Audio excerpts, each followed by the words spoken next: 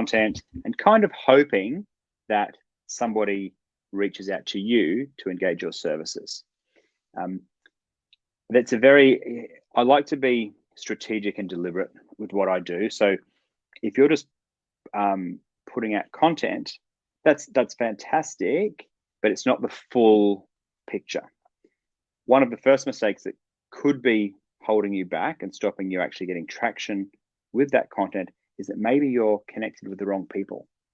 Like if you have just been very reactive, say for the last 5 years, and accept people willy-nilly, then they may not be the appropriate prospects or clients for your business. So your content might be wonderful for the accountants that you want to be working with, but if all you've done is hit accept for the last 5 years, and it's just this random mix of non-accountants, essentially, you're not going to get much traction.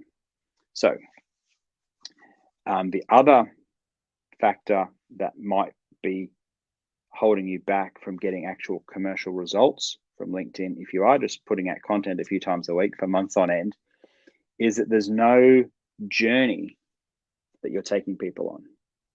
So you're doing the first step, you're putting out content, or you're doing one of the steps, you're putting out content, but unless there's a system or a step-by-step nurture process in place, then you're just providing content as opposed to drawing a connection between the content and becoming a client. And that's where the 5-step nurture system comes in, which I can jump into now if you like.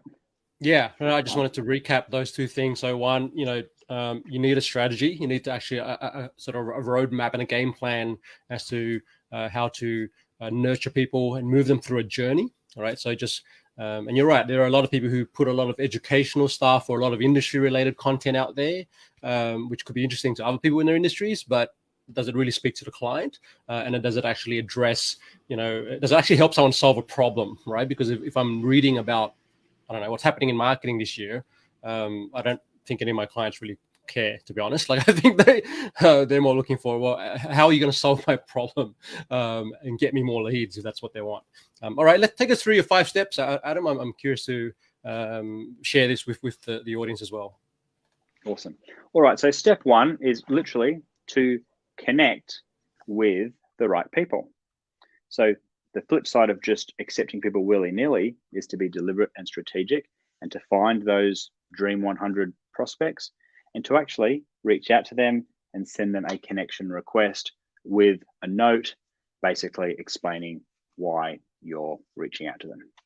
All right, so step 1 is connecting with them.